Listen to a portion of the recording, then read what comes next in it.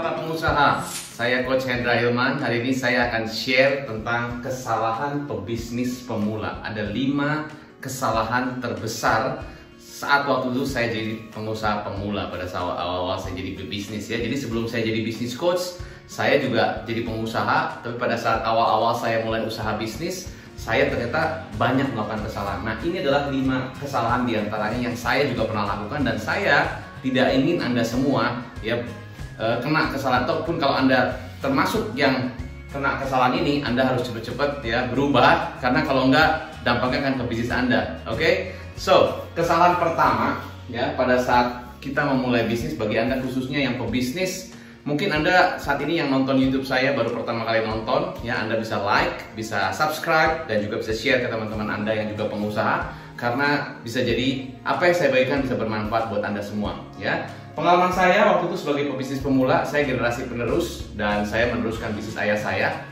Bagi Anda pun yang nonton bisnis video ini, yang Anda juga sama-sama generasi penerus yang meneruskan usaha orang tua ya, Anda harus lihat beberapa kesalahan ini supaya Anda tidak melakukan hal yang sama seperti saya yang lakukan dulu ya. Jadi kesalahan pertama itu adalah saya terlalu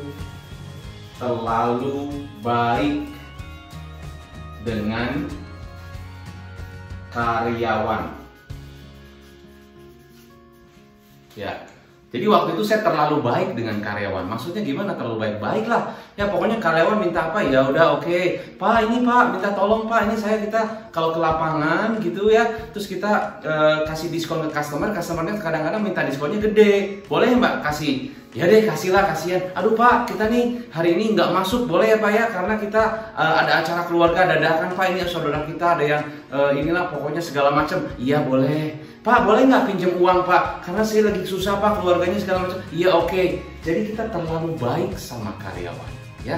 Saya juga begitu waktu itu, saya terlalu baik sama karyawan. Bukannya kita nggak boleh baik, boleh baik, tapi kita mesti melihat apakah perlu kita seperti itu atau kita bisa mendidik mereka. Coba kalau misalnya contoh, kalau kita pinjemin uang terus, kapan mendidik mereka agar mereka bisa lebih simpan uang? Kapan mendidik mereka supaya mereka bisa lebih bijak untuk menggunakan uang? Ya, jadi ada aturan dan sebagainya. Nah waktu itu saya terlalu baik, boleh lah pokoknya ya, karyawan hari ini nggak masuk boleh ya, iya boleh gitu, dan semuanya baik. Jadi kita terlalu baik pada karyawan. Padahal kita udah lihat karyawannya sudah tidak perform, kita juga diemin aja, ya nggak dia apa-apain gitu. Ya udahlah, nggak apa-apa lah. Dia juga udah kerjanya udah lama, ya udahlah nggak apa-apa. Dia terlambat karena dia udah karyawannya senior, ya udah kita nggak berani negor gitu, karena terlalu baik dengan karyawan.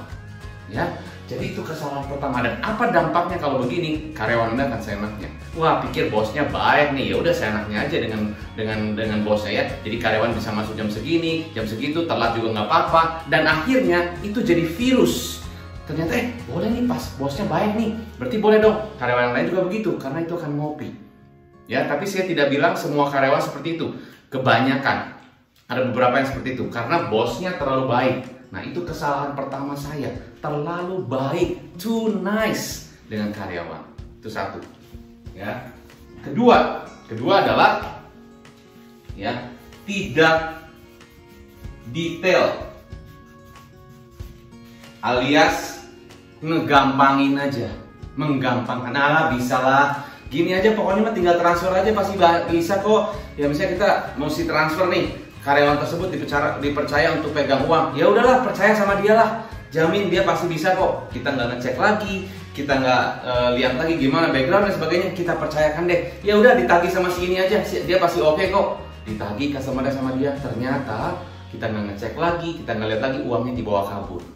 Karena kita terlalu ngegampangin, udahlah percayalah dan sebagainya, saya yakin percaya dan sebagainya. Kita nggak ngecek lagi, kita nggak perhatikan lagi, kita nggak monitor, kita nggak kontrol, kita nggak gampangin, kita oke lah ya, kita nggak detail monitoring ya. Akhirnya apa?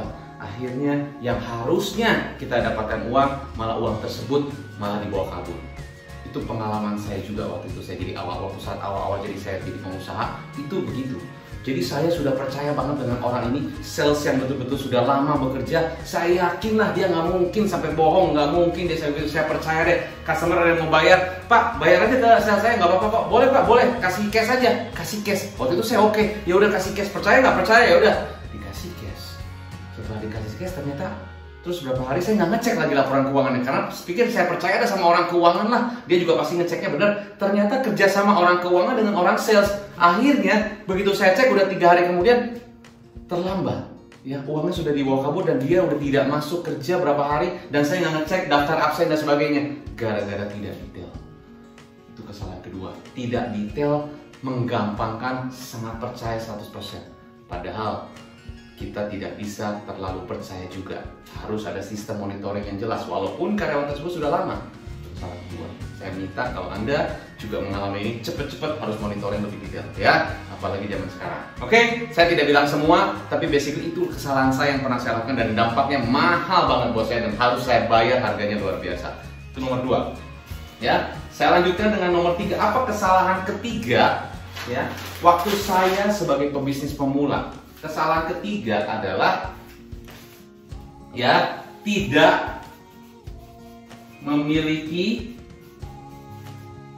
waktu dengan baik. Waktu saya awal-awal jadi pebisnis pemula, pengusaha pemula, saya tuh waktu nyantai aja. Ya bangun bisa siang, ya kita nggak punya time planning lah, nggak punya tuh oh, hari ini harusnya begini, ketemu dengan orang ini, harus appointment begini, harus meeting, harus apa, nggak ada. Ya pokoknya cowboy aja lah, santai gitu. Yang penting kita hari ini ya kerja, nggak kerja, pokoknya nggak ada planning apa-apa, pokoknya tidak memiliki waktu deh, nggak disiplin. Kadang-kadang waktu kerja bisa ya udahlah santai dulu lah, sebentar nonton TV dulu atau makan dulu sebentar. Ya pokoknya nggak ada planning gitu. Ya udah pokoknya jalan aja. Ya lagi rajin ya rajin, lagi nggak rajin ya nggak rajin. Apa akibatnya? Your business itu adalah mirroring ke bisnis Anda. Your business adalah mirrornya ke Anda. Artinya apa? Kalau Anda seperti itu, waktunya tidak disiplin, mau ke kantor-kantor, nggak kantor, ya mau santai ya santai, karyawan Anda juga begitu. Dan kita tidak bisa membuat mereka jadi disiplin waktu, apalagi punya planning, wah udah jauh deh. Kenapa? Karena bosnya juga nggak santai, nggak punya waktu, nggak punya perencanaan, nggak punya disiplin waktu yang betul-betul sudah disusun rapi, nggak ada planning. Ya udah, itu yang terjadi. Akhirnya apa? Kecolongan lah. Kecolongannya apa? Kecolongan kenapa? Kita tidak punya time planning untuk pesan barang. Akhirnya pada saat kita pesan sudah ketinggalan, barang udah nggak ada, kehilangan penjualan, loss penjualan gara-gara tidak planning. Kesalahan ketiga, ya. Kesalahan keempat adalah ya tidak memiliki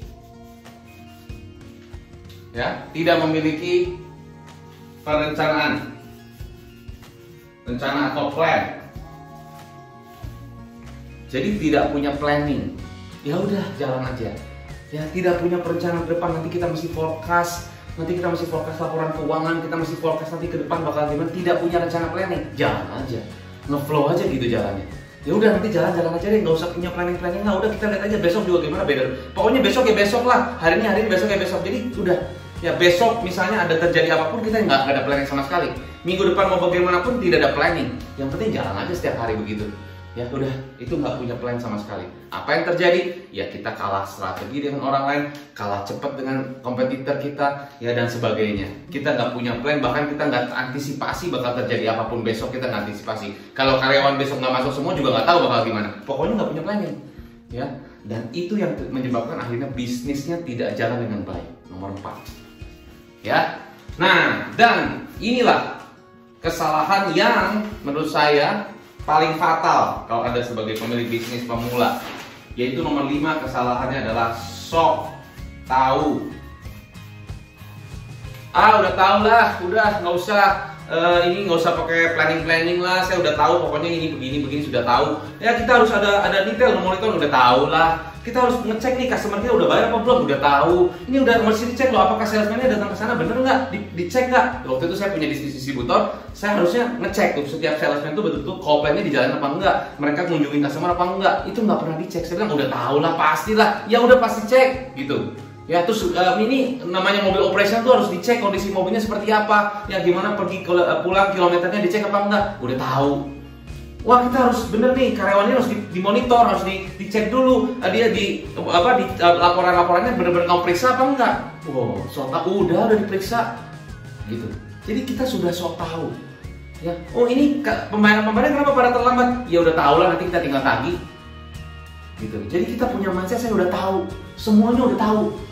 Ya, so semuanya udah tahu. Akhirnya kalau kita semua udah tahu, ya susah. Ya, saya dulu merasa seperti itu. Tapi ternyata saya belajar. Tidak bisa dengan pemikirannya kita sudah tahu. Kalau kita sudah semua tahu, ya udah jadi dewa aja. Ternyata nggak bisa begitu. Ternyata kita harus terus belajar, harus terus belajar, harus terus belajar, harus terus belajar.